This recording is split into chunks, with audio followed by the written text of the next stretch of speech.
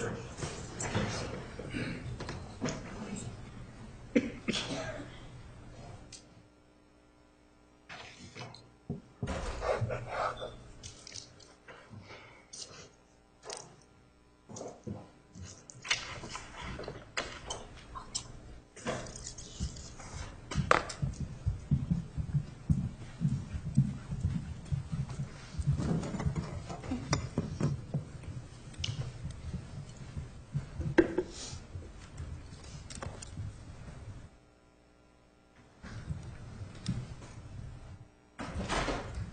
Please be seated. The record will show the presence of the jury, the defendant, and all counsel. Mr. Martinez, you may continue with cross-examination.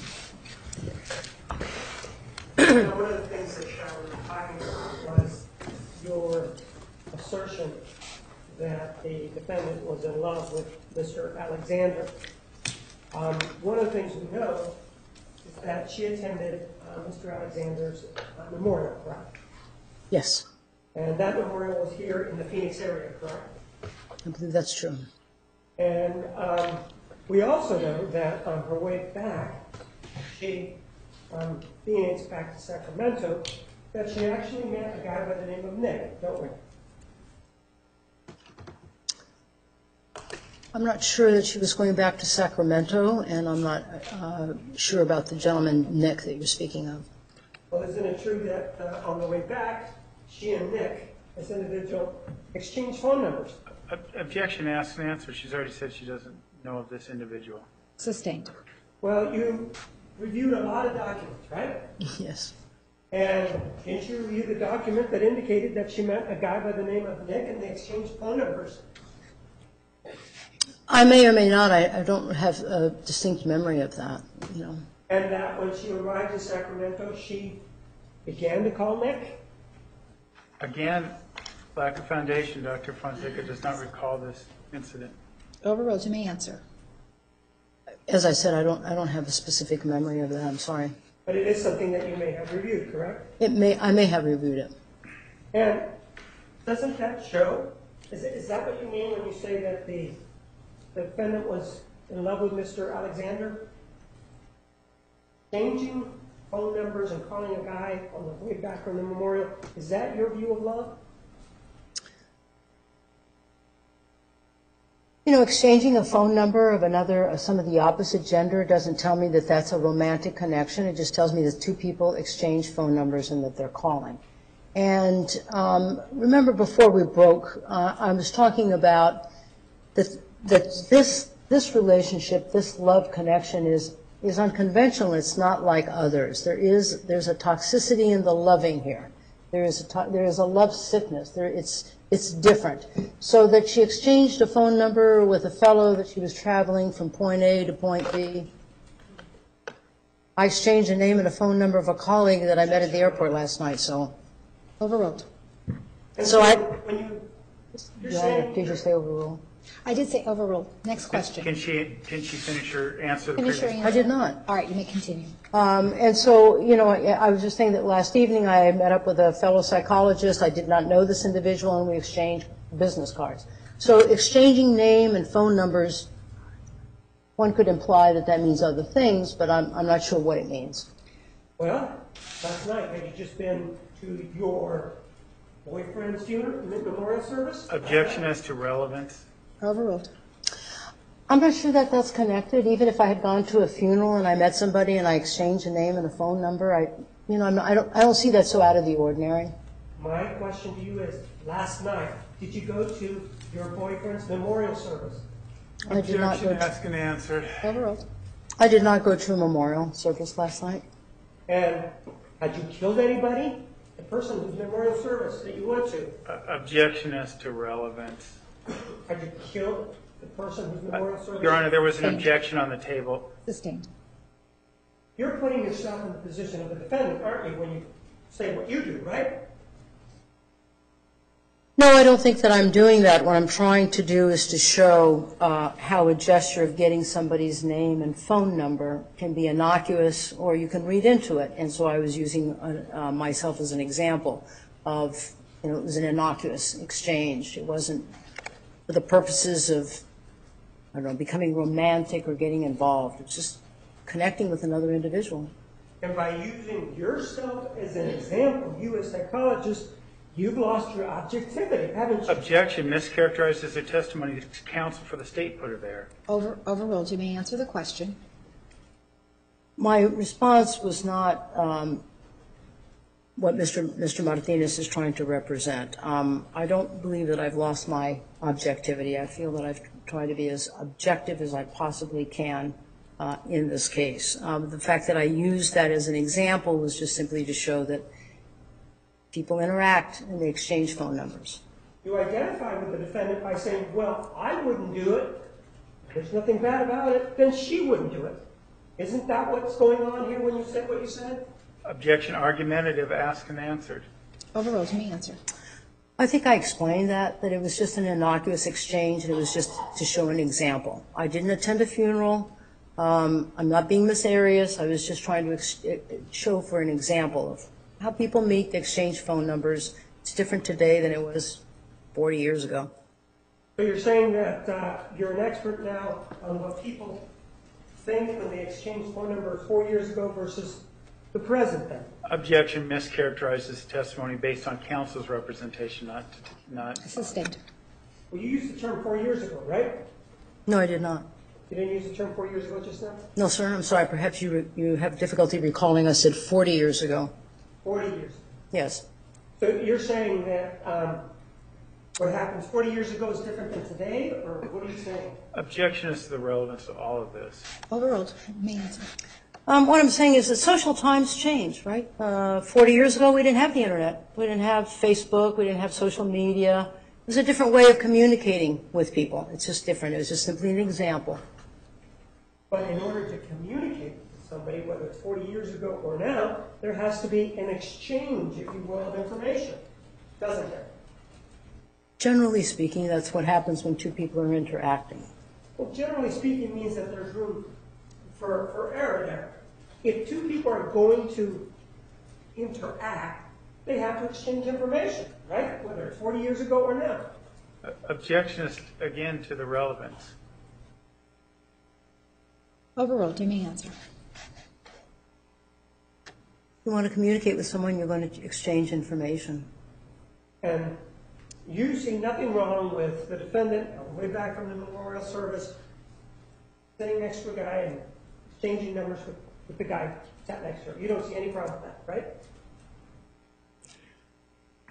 I think that's a mischaracterization of what I said. I said that people exchange, they meet, they exchange names and phone numbers, and I'm not making the assumption that it was for romantic purposes. I don't know what it was for. Assuming it was for romantic purposes.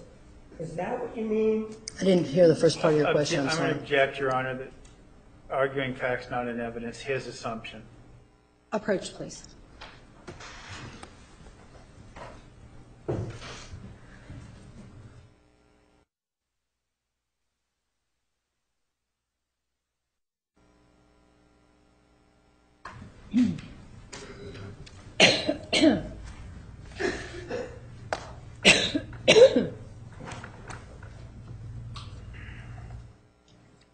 Ma'am, this interaction could be for just because the defendant was interested in this individual named Nick, correct?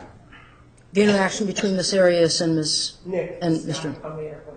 And it could be, sorry, repeat the question, I'm sorry. The interaction that we've been talking about between the defendant and this individual in the on the flight, that could be an indication that the defendant was interested in amorous sense in this individual. Objection calls for speculation. Sustained. There could be, you told us that there could be many reasons why these people talk to each other on, for example, the airplane, right?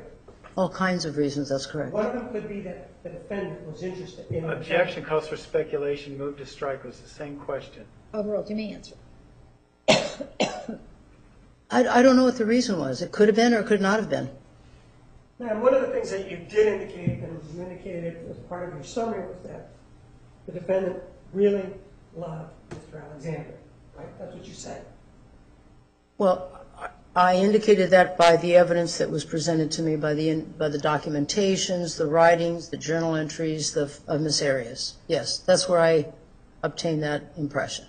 One of the other things that you reviewed was the testimony of Alice Laviolette, correct? Parts of that, yes. And you also reviewed her documentation, correct? Yeah, Object. document. Your Honors, may we approach? You may.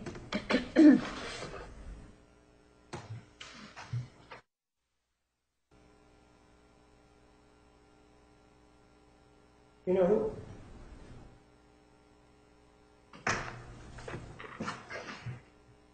You know who Alice Laviolette is, don't you? Yes, she was one of the experts that testified in the first trial. And she testified on behalf of Miss Arias, correct? I believe that's correct. And she talked about some of the same issues that you're talking about now, right? Some. And she found out, for example, that one of the things that she was able to uncover was that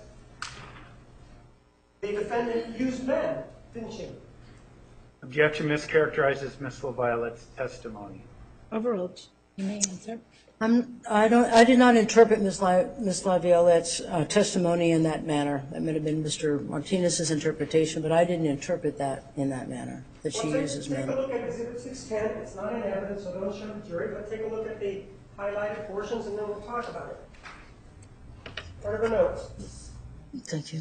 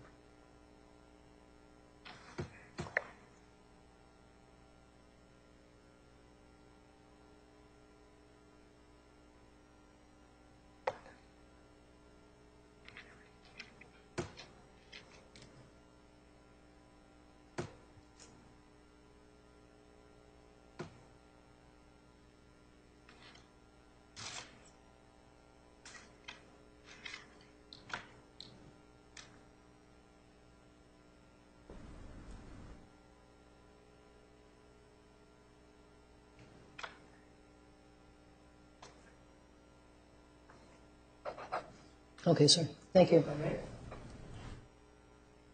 Thank you. These are handwritten notes, correct? There are some things on the page that's highlighted, yes. No, but they're handwritten notes. Oh, yes, they're handwritten notes. And there's a date on the left, correct? I didn't pay attention to the date, but I believe that it is true. If I could look at it. Take a look at it. Yeah. And we're going to object to any further line of questioning of these notes. Can we approach? You may.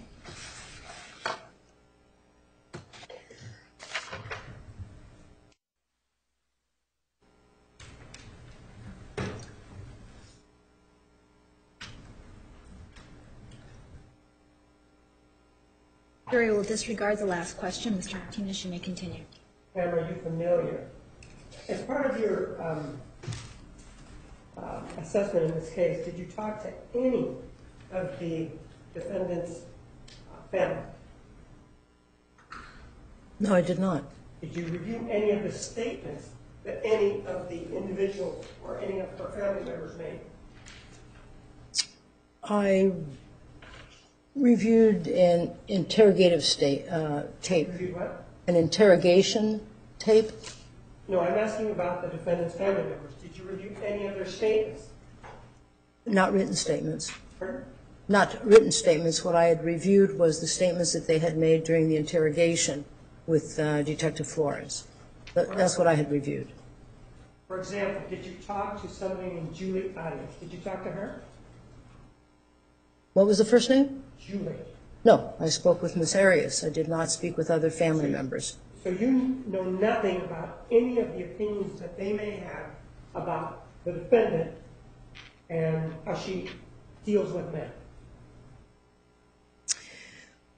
Well, for me to say that I haven't reviewed anything because, as I said, I received a number of different documents and information, but I don't recall. I did not interview anybody of the Arias family, and I don't recall any particular statements from the Arias family outside of the interrogation tapes of the natal parents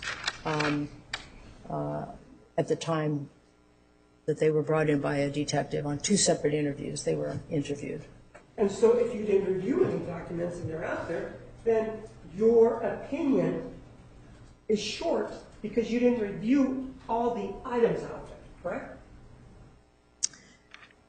I don't know if I would characterize it that it's short. I think I've made an admission that Mr. Nurmi had something like 31 boxes of evidence. I didn't review every single piece of paperwork in those 31 boxes. So I don't think it's short, but I didn't review every single piece of evidence, nor whatever it is Mr. Martinez has in his office. I don't know how many boxes he has. I didn't review those either. With regard to your opinion, then, your opinion is less informed than it could be because you haven't reviewed any documents that the siblings may have. Objection. Argumentative. Mischaracterizes her testimony. Overruled. You may answer. I try to be as informed as possible. I would have appreciated if Mr. Martinez would have offered me some additional information if he felt it was important for me to look at. So my opinion is based on the documents that I had and the information that was given that I had reviewed.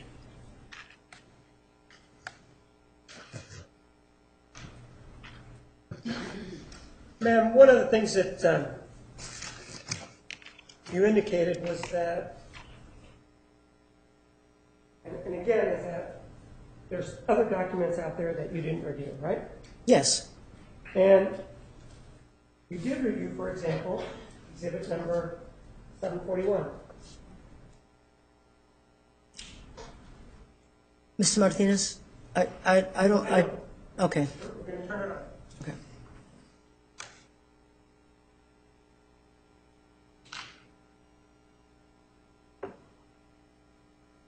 You did review exhibit 741, right?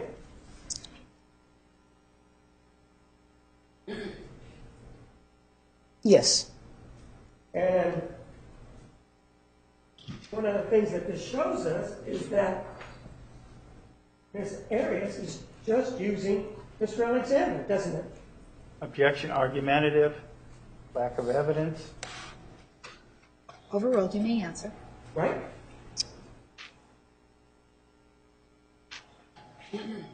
I don't come away with that interpretation. But that's your interpretation, right? Yet that's what you're asking. You're asking my interpretation. Somebody else? I don't think there's anybody else up here but me. You're asking my interpretation. Somebody else could reach a different interpretation, correct? Yes, of course. And in this case, exhibit 741,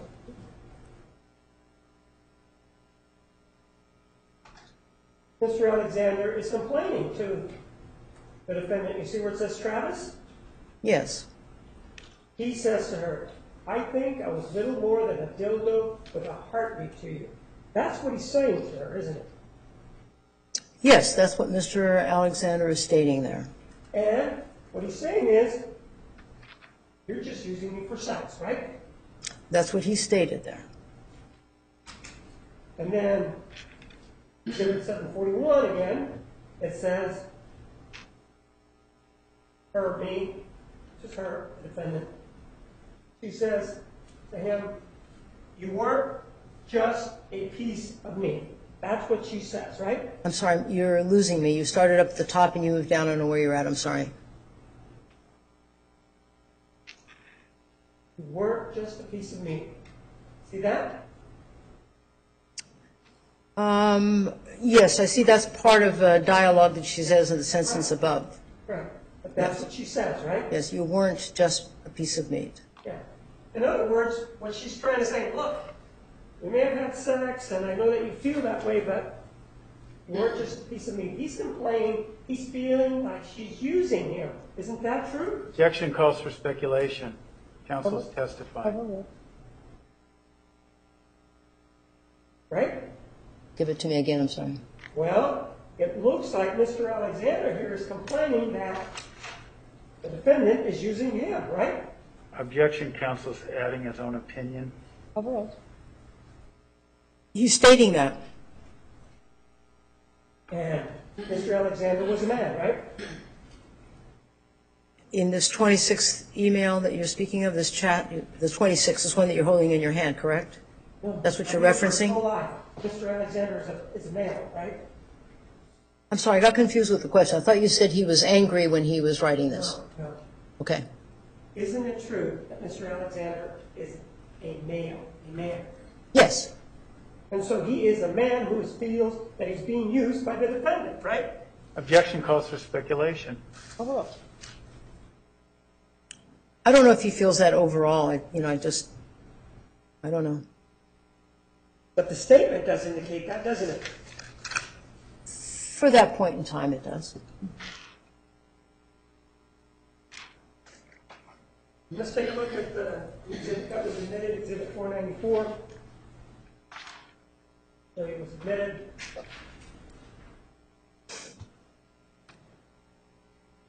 These are incoming. He tells him some things. Please read the first clause. You are a lucky boy and you promise to give me a good, well-deserved spanking. Well, actually it says, if you are a lucky boy. If you are a lucky boy and you promise to give me a good, well-deserved spanking.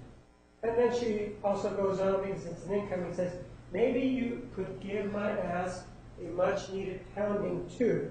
Kidding. And then the smiley face, right? Yes. Sort of playing with him a little bit, isn't she? Well, I think she's engaging in the same banter that you often see with couples who participate in that kind of sexual activity. And you don't see anything out of the ordinary in that, do you? I think couples engage in consensual activity that sometimes may seem unusual for individuals, and in this particular case it would be unusual only because Mr. Alexander is a priest holder and is not to be, according to the tenets of the church, be participating in any sexual activity. So within the context of that reality, it doesn't seem like that is okay for Mr. Alexander to participate in. So what you're saying is it's okay to do this unless you're Mormon. Objection mischaracterizes her testimony. Overruled. You may answer. What is the this that you're referring to? It's okay to engage in banter, as you call it, set out in Exhibit 494, unless you happen to be Mormon. I think that's a mischaracterization. I don't think I said that. I believe what I said was that it's not uncommon to find couples to engage in this kind of banter back and forth with each other. And one of the things that you also talked about was that you spoke to the defendant and she told you about an incident she claims happened where she caught Mr. Alexander masturbating to an image, right? Yes, Ms. Arias made allegations of such. There is no police report that was made about that, right? That's correct. No one else, she told no one else about that, right? She didn't tell anyone about that until years later. And she told somebody about this years later when she was being prosecuted for first-degree murder, right? She told it years later, and it may have been around that time, yes, but that was something that she had openly stated, that there were many things about what was going on between her and Mr. Alexander that she did not want to disclose. But the disclosure of this information was made years later after charges were already filed, right? You're talking about the allegations? Yes, the allegation. Yes. It wasn't that she made it before, right? In other words, before charges were filed. She didn't make that allegation before then, right? Well, I don't know the exact date of when she made it, when the exact date of the charges, but she made it years later. Right. And after the charges were filed, right? Again, I don't know the exact date of when she made that disclosure or those allegations, versus the charges. But it was a couple of years afterwards. She made the allegations. She made the allegation a couple of years later. Do you know when she was charged in this case? And I don't mean the month, the date, but do you know the year she was charged? 2008. And she made this allegation in 2010, right? It was a while afterwards. I don't know how much after, but it was afterwards, yes. So she made the allegations involving Mr. Alexander and him masturbating years after the charges were filed, right? Objection, ask and answer. She said she didn't know when. Overruled. You may answer. It's the same answer, Mr. Martinez, Which is what, ma'am? which is I'm not sure of the exact day of the charges and the exact day of the allegations that Ms. Arias had made, other than that it had been a while afterwards. So, what did you trailed off there? I didn't hear what you I said. said it was a while afterwards. I don't know the exact date that she made those allegations, and I don't know when the allegations was made, when the charges were filed for Ms. Arias. So you're saying to you, in your view of the documents, the allegations involving Mr. Alexander masturbating could have been made before the charges were filed. Is that what you think? Objection, mischaracterizes her testimony. Overruled. You may answer.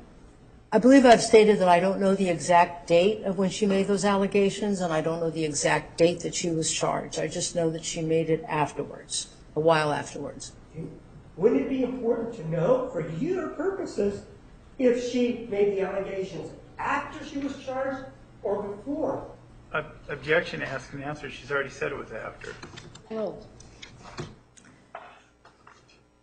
Well, I'm not sure that it would be important to me to know the exact date that she made those allegations.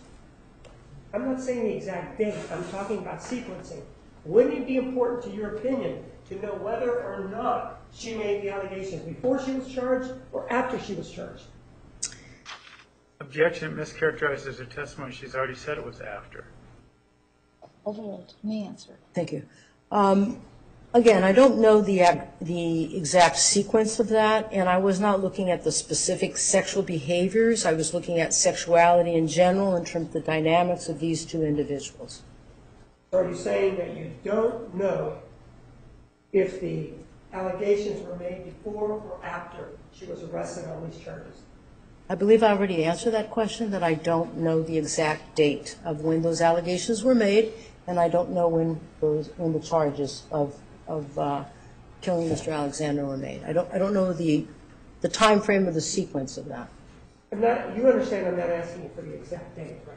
You're asking for the sequence, and I thought I just answered the question. I'll repeat it again. I'm not aware of the exact sequence of when that was, other than she made the allegations and it was sometime later and she was charged. I don't know what went first and I don't know what went after. When you say I don't know what went first and what went after, you're indicating that the allegation could have been made before she was charged. Objection, asked and answered. Overruled. You may respond. I think I've already answered the question. And what's your answer? It's the same that it has been the last several times that you've asked me, which is Tell me, please. I'd be happy to. That I'm not sure of when she made the allegations, the exact time period or the sequencing of that, nor do I know the exact time period of when she was charged with murder. I don't know the sequencing of that. I'm sorry. You know who Richard Samuels is? PhD? You know who he is? Dr. Samuels? Yes. I don't know him, but I know the name. And he's somebody that also conducted an examination of the defendant in this case, correct? Yes. And he testified at the previous trial, correct? Yes. And isn't it true that the defendant spoke to him about these allegations, didn't she? Yes. And when she spoke to him about these allegations, was that before or after she was charged? I don't know the answer to that. But wouldn't it be important to your opinion to know when it was, before or after? Objection, asked and answered about 5 times now. Overruled. As I've said earlier this morning, I wasn't focusing on the specific sexual behaviors, but sexuality in general and the dynamics between Ms. Arias and Mr. Alexander. I don't know when she made the allegations of the viewing of sexually related material and a minor. I know that she made the allegations, I don't know when she made them. Are you familiar with the term secondary gain? Yes. And it's something that psychologists, clinical psychologists deal with, don't they? Yes. And in fact, and by clinical we mean actually having interviews with the person that's in front of you, right? That's what clinical means, right? Generally, yes. And when people come to see a psychologist, one of the things that psychologists concerns themselves with is whether or not there is this issue of secondary gain on the part of the person telling the story, right? Yes, sometimes that is a focus, of course. And secondary gain, if an individual, for example, means that if an individual has something to gain by making something up, that's something that the psychologist has to be concerned with, right? Yes. And in this case, if the allegations arose after the defendant was charged, then there's an issue of secondary gain here, isn't there? Although I can see where he's going with this, it wasn't related to what I was focusing on. Again, I wasn't looking at specific sexual behaviors. I was looking more at the dynamics of these two individuals in terms of Mr. Alexander and Miss Arias and that interaction. Certainly there was a description of different kinds of sexual behaviors that they had engaged in, which was consensual, which is not uncommon for many adults to engage in. But my focus was not specifically on those allegations. It was not specific on the kind of sexual behaviors that they specifically dealt with. Rather, it was more the dynamic of what was going on in this relationship where Miss Arias was closeted, where Miss Arias was basically snuffed out in terms of who she was, her existence, her relationship with Mr. Alexander. So I can understand the concern for secondary gain, but I'm not sure that was really related to my looking at the dynamics of what was going on. In fact, I remember, Mr. Martinez, you asked me specifically. Objection. Now, the issue of secondary gain is pretty important in this case in light of the defendant and the stories that she's told so far, isn't it? It may be. I don't know if that was a specific concern that I had because I was looking at other aspects of the relationship. Well, one of the things that you told us was that you were concerned because the defendant had, to use your term, had lied with regard to this crime. Remember, I acknowledged that Miss Arias had lied and had changed the story, and this is why I said also in my testimony that it would be foolish for me to just listen to what Miss Arias had to say.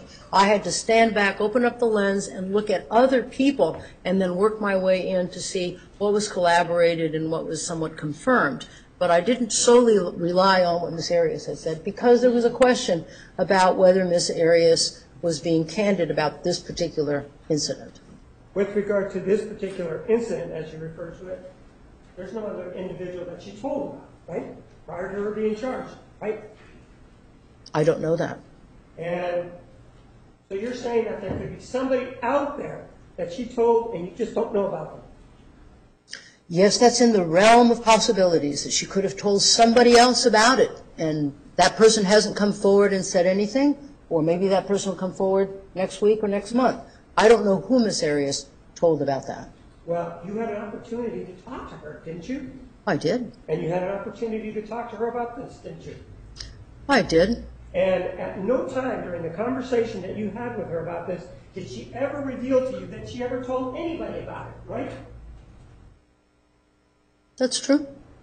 And so why are you sitting here and saying, well, there could be somebody out there that knows about it when she never told anybody? Because she could have told somebody else, Well, right? I mean, Mr. Martinez is pointing out that Miss Arias wasn't always candid in his asking me the question, so she could have told somebody else about it and didn't tell me. That's possible. Well, so you're saying she lied to you when she didn't tell you that she may have told somebody else? Objection mischaracterizes her testimony. Overruled. You may answer. I think he's misrepresenting what I just said to you, and I said that I didn't know she could have told somebody that I didn't know about and didn't tell me. But you didn't have any independent knowledge of anybody that she told, right? Other than in a forensic setting. Do I have any independent knowledge that she told this information to someone else? Other than in a forensic forensic setting, right? No, I don't. And forensic means court setting associated with this case, right? I believe that's true. That's the only time that it's ever been revealed. It's been in association with this case, right? Yes. And then the date that this alleged incident happened, well, was it images on a computer or was it a photograph that she was looking at? I don't know. Well, And maybe if you could define to me the difference between an image and a photograph? well, don't you think that as an expert who's going to come in and talk about it, that's something you should have talked to her about? You're questioning at the moment, I'm sorry, for the last two ones, it's not making sense to me. So if you go back, and I'm not sure what you're asking me. I'm sorry. In this particular case, don't Yes. you think it's important to your inquiry to find out whether or not Mr. Alexander was looking in a computer when he allegedly was doing this? Is it important for me to know if Mr. Alexander was looking at the computer? Or a picture? Well, I think Vague question, there could be a picture on the computer, lacks foundation. Sustained rephrase. Well, wouldn't it be important to find out to you whether or not Mr. Alexander was looking at the image on a screen or looking at it old-fashioned photograph?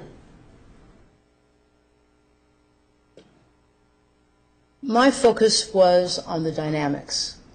I don't know if it was a photograph or if it was an image. From what Ms. Arias alleged, I believe that she indicated that there were a number of images.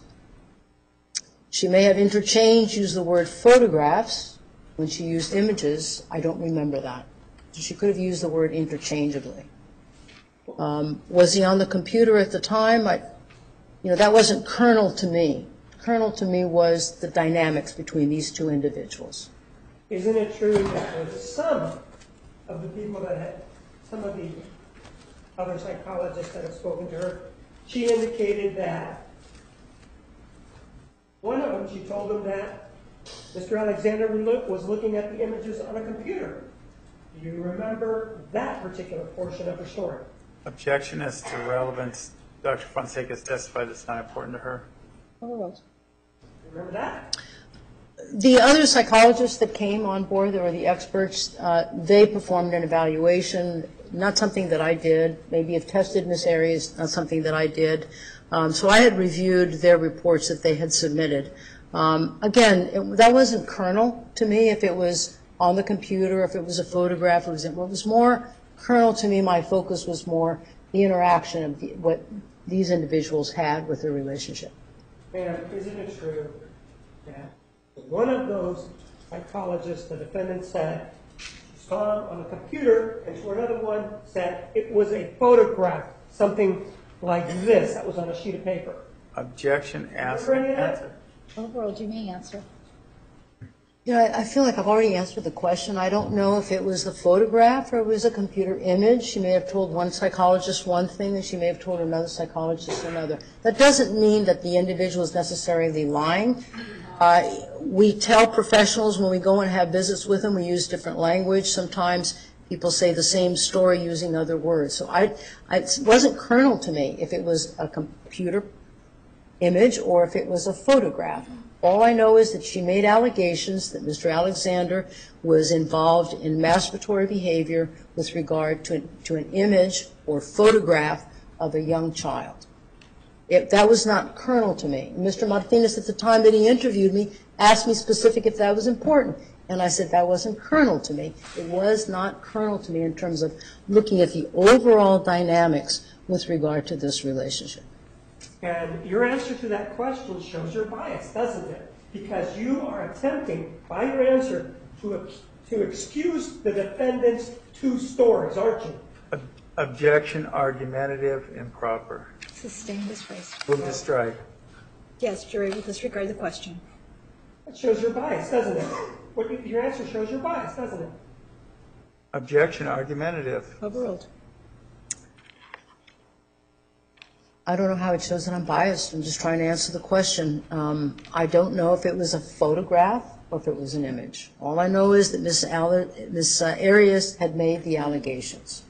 You're saying it's okay if she lied as to whether or not it was it was on a computer, or it was one of the photographs that he was doing. That's okay, is what you're saying. Objection mischaracterizes her testimony. Approach, That's please. not what she said. Approach, please.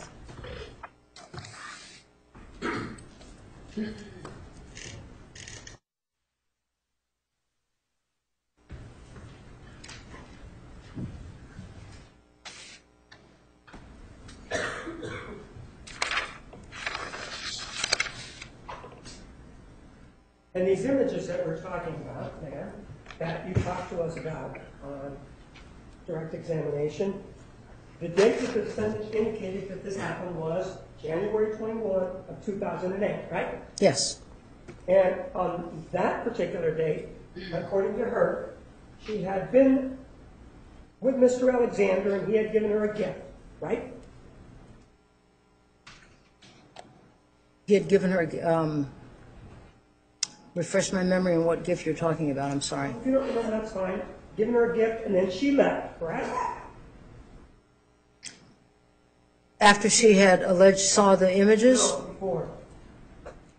Okay, I'm losing the sequence here. You talked about her seeing the images and then he giving her gifts, so let's go back and make a U-turn, I They were guess. spending the day together. Do you remember the story that she gave, yes or no? I don't remember the full story. And the story is that she was spending the day with Mr. Alexander that January 21 of 2008. Yes. And then she decided to leave, right? Yeah, I don't remember that part, I'm sorry. I know that she rushed out after she made the allegations. You don't remember anything about her coming back or anything? No, not specifically. Did you review her testimony with regard to this? As I said, I have reviewed a lot of information, not all the testimony, and I don't remember the specifics of this. I do know that when I interviewed her, that she had talked about making those allegations and her response to that, and his response to that. Isn't it So true I don't remember what you're speaking of with regard to a gift, and, sorry. Isn't it true that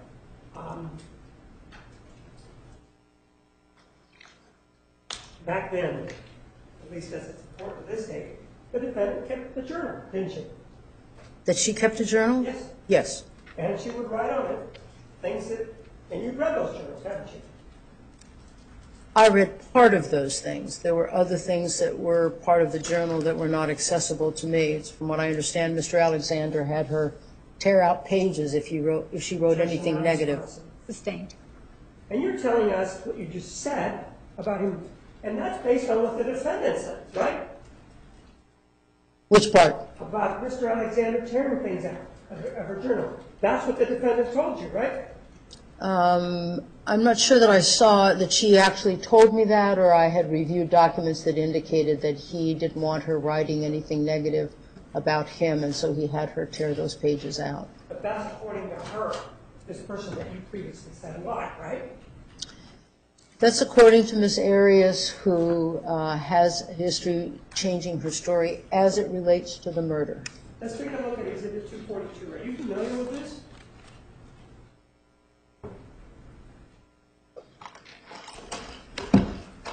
No, I have not seen this. May I? Commissioner, she should be allowed to review the entire. May I? Yes, ma'am. Can we approach her? Yes. Can I still review it, Your Honor? You may look at it.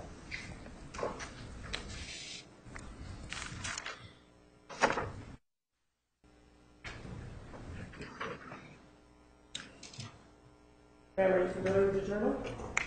I've never seen this. This is the first time. Oh, I'm sorry. Hold on. Sorry. Are you familiar with the journal, yes or no? I've never seen this journal. Objection mischaracterizes again, Your Honor. He's misrepresenting the evidence, confusing the witness. Restate the question. So you have not seen that actual document, that actual book before, right? Objection mischaracterizes the evidence, confusing the witness. Overruled. You may answer. It's the first time that I see this hardbound, looks like it's Miss Arias, hardbound journal.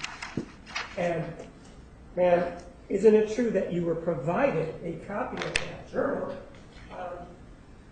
for you to look at? Not the book, but a copy of the pages that are in that journal. I didn't hear the first part of you. Isn't it true that, what about the You pages? were provided a copy of the pages in that book or journal. I was provided with copies of some of the pages from the journal. Right. And I wish now- I had the whole journal, but yes, just copies. But you just didn't get the book, is what you're saying, right? Yes, I didn't get the whole however pages it is. I did not get this hardcover Isn't it true? journal. This is exhibit 458, it's an evidence. Isn't it true, am I looking at the monitor, that the defendant wrote an entry on Sunday, 1/20/08? That is in here? Well, you did say that you reviewed copies of the documents, or copies of the book in front of you, didn't you? Yes. And this is the entry for Sunday, January 20th, 2008, right? Yes, that is an entry of something. I don't know who the author of that is. It's just 2 lines and a date. I don't know who wrote that, where that came from. Ma'am, in a previous Yes. trial, it was established through a handwriting expert that this was written by the defendant, and she admitted to it. Objection, that mischaracterizes the evidence. There's no handwriting expert.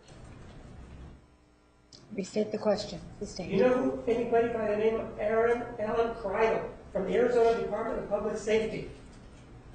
No, sir. You know if he is an individual that deals with handwriting exemplars?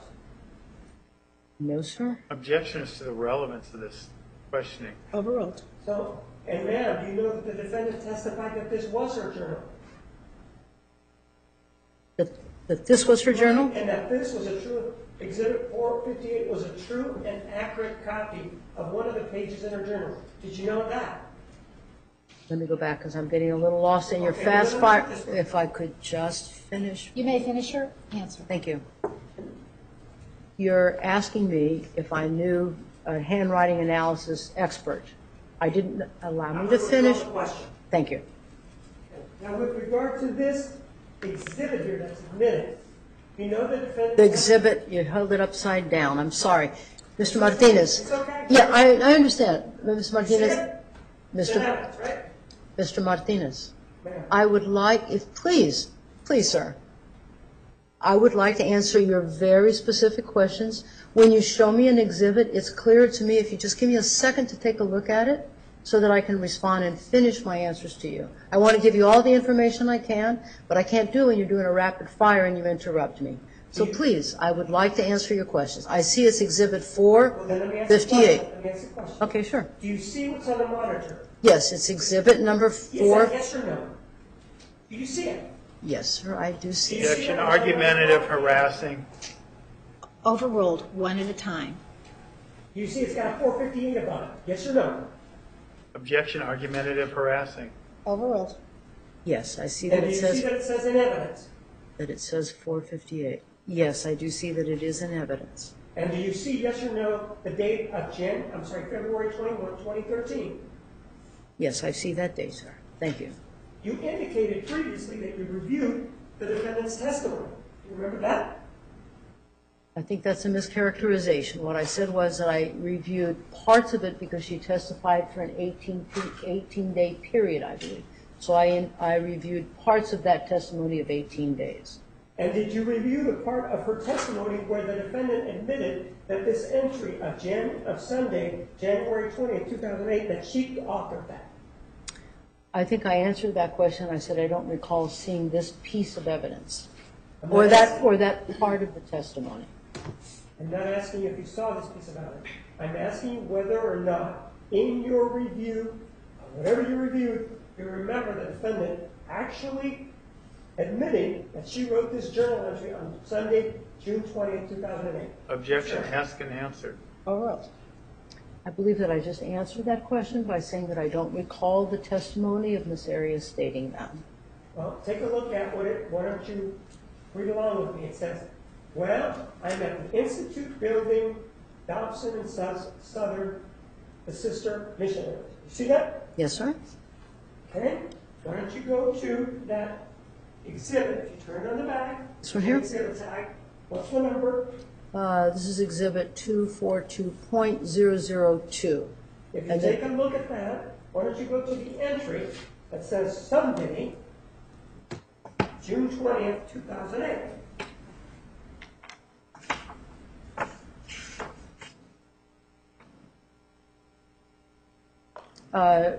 January the 20th, 2008? That's what I'm asking about. Yes. Home teaching dinner is what it says, 2008. At the top it says home teaching dinner 1/20/2008. Ma'am, I want you to find, you see what I have in the monitor? Okay? Can you find that there, or do you want me to help you find it? No, I think I can find it. Thank you for your assistance. All right, did you find it? I did. And as you look at it, is it on the right page or the left page? It's on the right page, the 5th line down, on the right side of the journal. And you're saying this entry is 5 lines down? Approximately. Let me count it to make sure. I objected Yes. to relevance. Approach.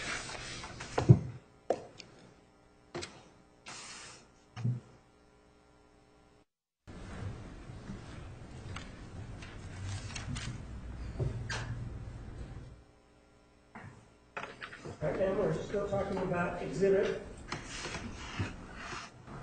458, Yes. and you found this portion of it, right? I have not found that portion of it. I have to look on the page. If you give me just a moment. I found Can you some. approach, may I help you? No, I'd like to find it myself. Could you scoot it up just to make sure?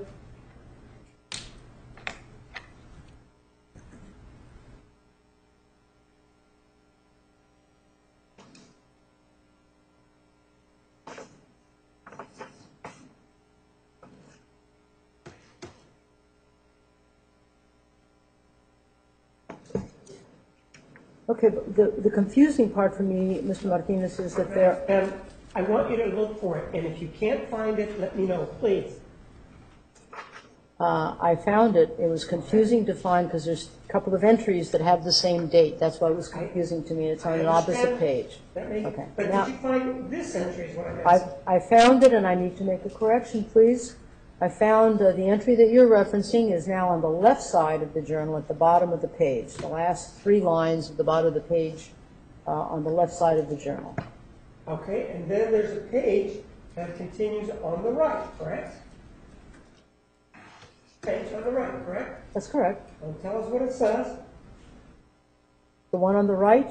Do not tell us what it says. Oh, do right? not tell you what you say. Okay. And if you take a look at my exhibit, it's blank. You see that, right? Right here. There's nothing in here. Right? Okay, is it labeled as an exhibit? Pardon? Is it labeled as an exhibit? Yes, ma'am. This is what we've been Okay. talking about. Yeah, I know we weren't talking about that. We weren't talking about the blank page because I didn't see the blank page designated as an exhibit number, but I see it now. Thank you. 458. And I showed you this portion on the bottom. You see that? Okay. And then you see a blank page. Right? It's got some numbers on the right. See that? Yes, Okay? Those numbers are not on that journal. that's right? correct. That's But there correct. is a page there, right? There is a page, yes. No, there's There's several one pages. page. And then if you turn the page on your journal, go ahead, Turn it again? please. On the left side is another page, right? Yes, And we have another blank page here. You see that? on yours. Yes, right? Yes. And if we look to the right, there's a page there, right? If I look to the right. Yes, to the right page. Page on the right. See Yes. this? Yes, I see a page on the right. And at the bottom, there is some writing there, correct? On the page on the right, yes, Yes. there's some writing on the bottom. And this is what the writing is, right?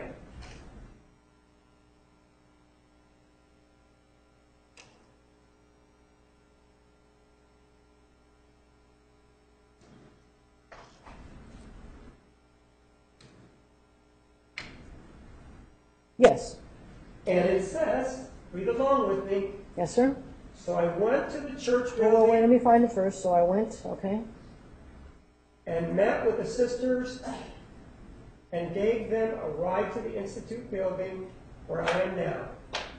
I'm sitting next to Sister Knight, who's totally trying to read this, and Lonnie, who was just confirmed today. Baptized Thursday night. Shame on me, I was, right? Yes. Then we turn the page, Yes, sir? and at the top of that page it says, wrapped, quote unquote, up in other activities that pulled me away from attending his baptism, right? Yes.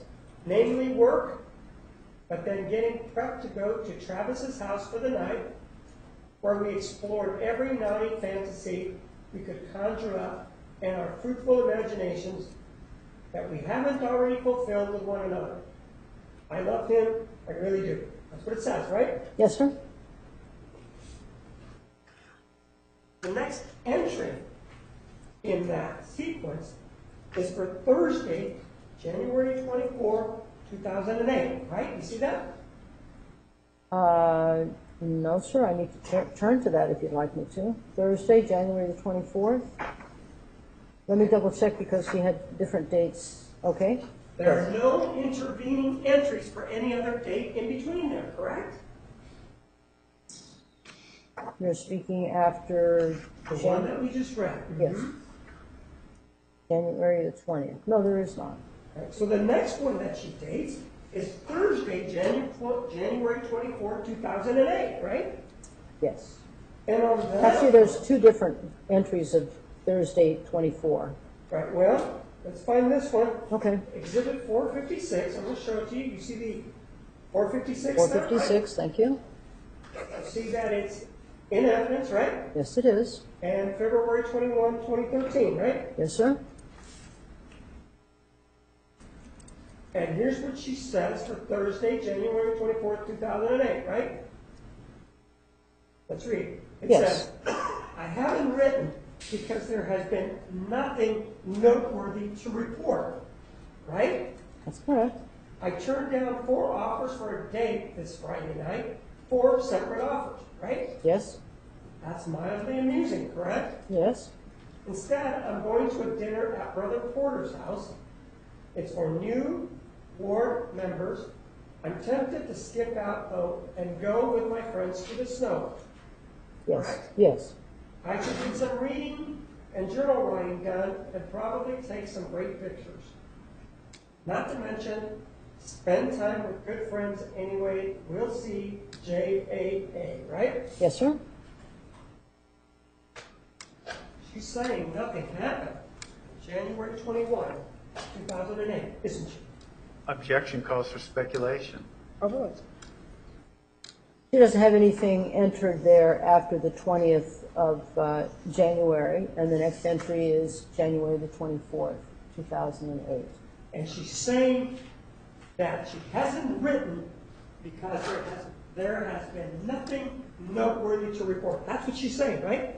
Yes, that's what she said. And that would mean, and you told me that the alleged masturbatory activity occurred on January 21 of 2008, right? Yes. January 21 of 2008 falls between January 20th of 2008 and January 24 of 2008, right? Yes, it does. If we are to believe the defendant, that means that she's even lying to herself in this journal, right? No. Yes, she said, I haven't written because there has been nothing noteworthy to report. It does say that, right? It says that, but that doesn't tell me that nothing happened. And there have been no entries between January 20th and January 24th of 2008, right? Yes, I already said there's no entries from the 20th to the 24th. No indications that there's been any masturbatory activity in that journal for that period of time, right? There's no indication in the journal of those allegations. Right. And additionally, one of the other things that you told us was that on January 22nd of 2008 is when Mr. Alexander allegedly physically touched her, correct? Physically touched her. Would you Yes. define that, please? It could be Well, you sexual, told- physical, or physical. I mean, Do you remember what you testified happened on January 22nd of 2008? Although I remember what I testified to, he's making reference about something physical, so I don't know if he's talking about the physical confrontation or a sexual confrontation. Sexual interaction is physical, so I'm not sure which of the two he's meaning, and I'm just simply asking for clarification. Well, what is it that you remember that you testified to as happening on January 22nd, 2008, excluding sex? Anything? Objection Foundation, there was numerous interactions that day. Overruled. I was trying to answer your question about physical, sir, and I just needed some clarification. Did you mean sexual or physical confrontation? I was just simply asking for clarification to your question. Okay, go ahead and tell me. Would you give me the clarification? I want you to tell me what you believe of a physical nature happened on January 22nd of 2008. Anything? Well, Ms. Arias reports that there was a physical abusive confrontation by Mr. Alexander. Describe it for me. What is it? There was an interactional pattern, from what I understand, that it occurred the following day after these allegations. He asked for some money for a loan, and he got upset, apparently. She had just loaned him a significant amount of money, and he seemed to have gotten angry, and there was a physical confrontation. She reports that he slammed her down and then kicked her and used her hand to prevent injury to the torso, and she reports that that's when her finger was broken, and then she oddly describes how tenderly he was to get her a splint for the finger, and that's what I remember from the day that she reported what had occurred on that day. And this occurred, according to you, getting it from the defendant on January 22nd of 2008. Yes. And there are no reports to any police agency of any physical abuse on January 22nd of 2008, is there? That's correct. There are no statements to any of her friends on January 22nd or any time involving this abuse on January 22nd of 2008. Objection calls for speculation. Sustained. Did you review any statements from any of her friends indicating that she told them at any time before this prosecution was instituted what you just described? I did not see any of such statements. And these allegations on January 22nd of 2008 only arose after the charges in this case were filed, right? As I said earlier, I don't know the sequence of when she made the allegations with regard to Mr. Alexander viewing the images of minor or photos of minor and masturbating to it, whether she did it before or after. I don't remember the exact date. All I know is that she stated later. She didn't tell anybody until years later. If she wanted to ruin him or get, as you indicated, secondary gains, she probably would have reported it earlier, but she did not. And I don't know the exact date that she made those allegations to somebody else. I'm talking not about the alleged masturbatory activity. I'm talking about the physical abuse now. Yes. She never told anybody about it until after the charges were filed, right? Objection, asked and answered. Overruled. I don't know the sequence of when she reported that. I'm sorry. You know who Cheryl Karp is, as it applies to this case. Yes. Cheryl Karp is another psychologist who interviewed the defendant in connection with this case, right? Yes, sir. And there's a report that she offered, right? Yes. And it's a report that you read, right? It's one of several, yes. Richard Samuels, he also wrote a report, right? Yes, he did. And you reviewed that report, right? I did. And one of the other things that we talked about was, do you remember talking about Lisa Andrews and the letter that she wrote to him, the first letter that you and Mr. Nermi discussed? Do you remember that letter? Objection, mischaracterization. No letters were read. Approach, please.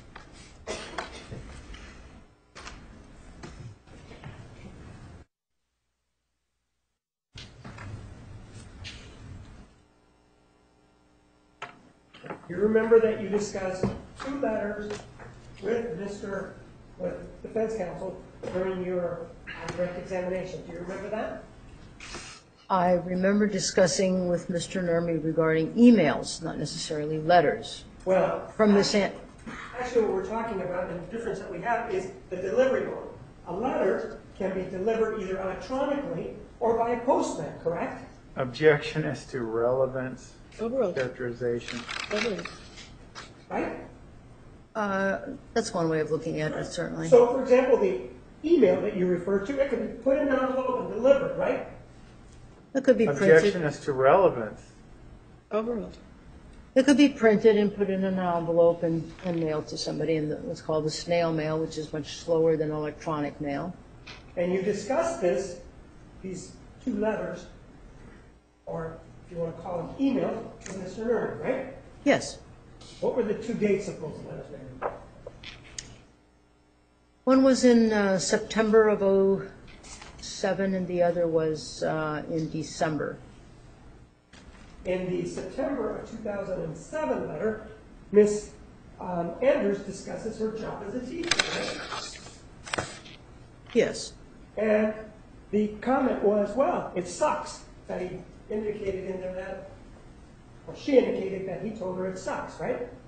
She indicated that that was his opinion of what she wanted to do, yes, that it sucks. Did you review her testimony with regard to what Mr. Alexander actually also said that followed that it sucks comment? Did you review that? I saw the testimony that she gave, but I don't remember specifically what she said after he said that. Isn't it true that he said the pay, that he was worried about her because it didn't pay much, that pay was the one that sucked? Objection, counsel is testifying and mischaracterizes the content of the letter. Overruled. You may answer. I don't remember that specifically, sorry. But you did, when talking about Ms. Andrews, did you say you did or did not view her testimony? I did. And did you view it on YouTube, on the internet, or did you review her transcript?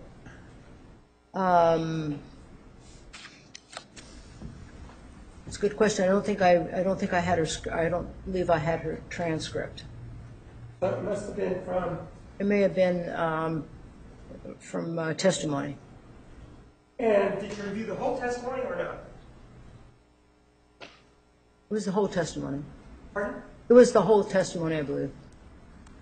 One of the things that, while we're still talking about this alleged pedophilic incident, you said, well, I went out and I tried to see if there was anything that corroborated what the defendant had said, right? Through the witnesses that had testified and some of the statements that had been made about Ms. Arias, yes. Because you said it would be foolish for me to just rely on the defendant because she had lied previously, right? It would be foolish for me to rely on just one data point, and it would be foolish for me just to rely on the reports by Ms. Arias. Yes, I did say that. And not only that, it would be foolish for you to rely on that, especially when we have her journals where she says nothing happened on January 21 of 2008, right? I'm not sure I understood your question. I'm sorry. It would be foolish to rely on Ms. Arias' statement, to use your words, as to the January 21, 2008 masturbatory incident, because, as her journal indicates, she says nothing happened on that day. Objection, compound question. They're both her words. Overruled. You may answer. Okay.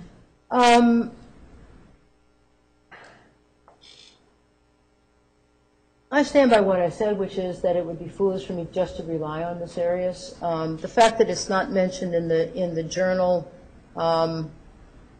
you know, we don't write everything in journals, and so Objection, speculation as to the lack of foundation as to Please answer the question. okay, there's a lot of interacting there. I didn't get it.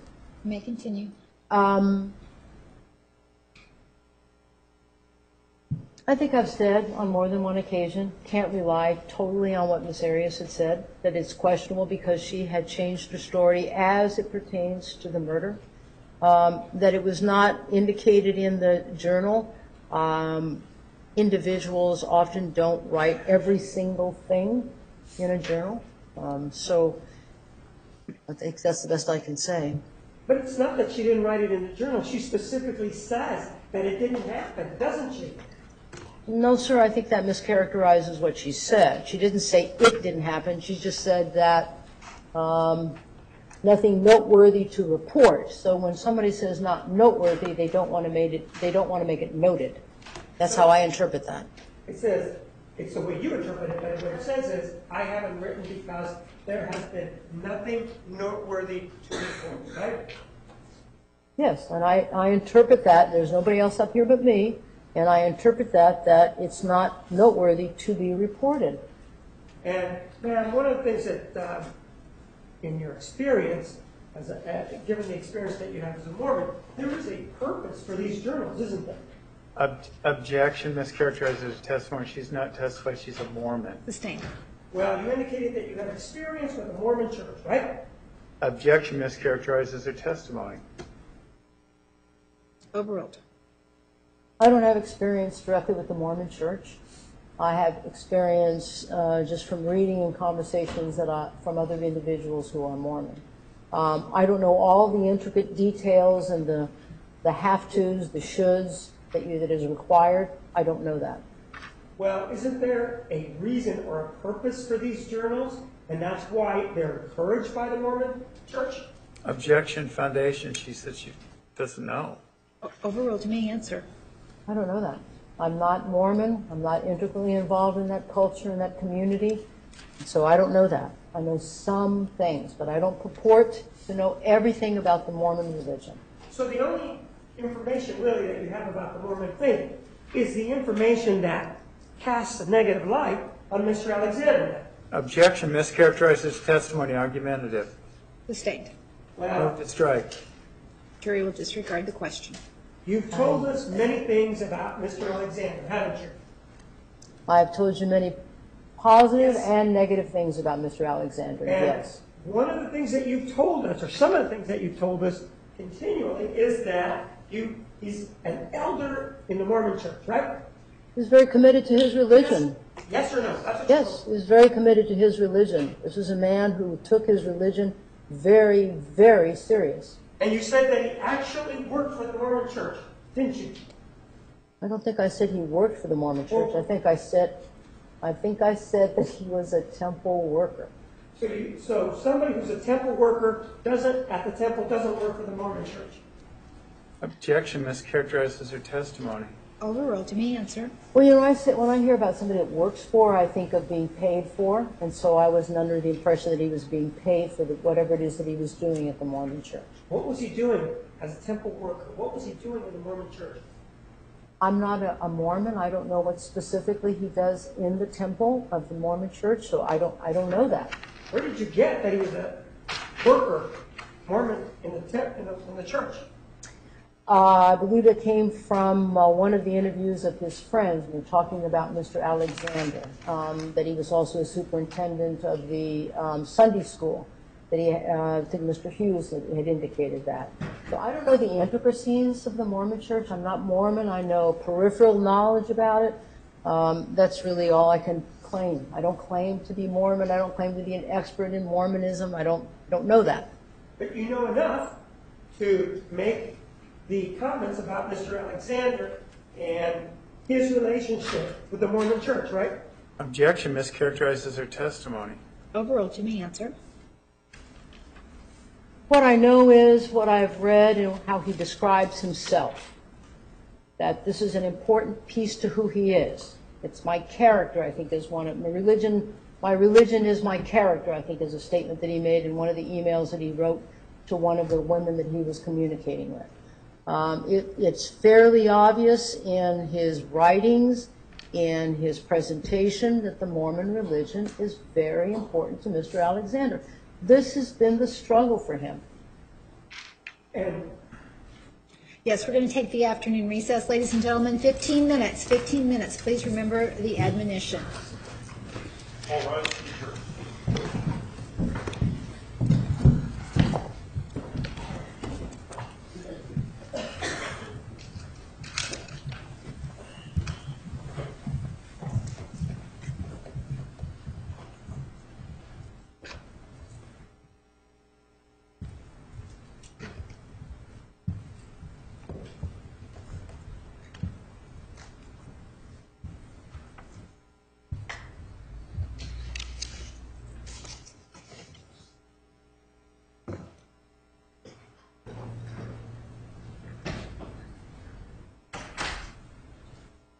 Yes, defendant. You may step down. And Your Honor, may we approach? You may. I don't know, is this on the record or no? Okay, off the record.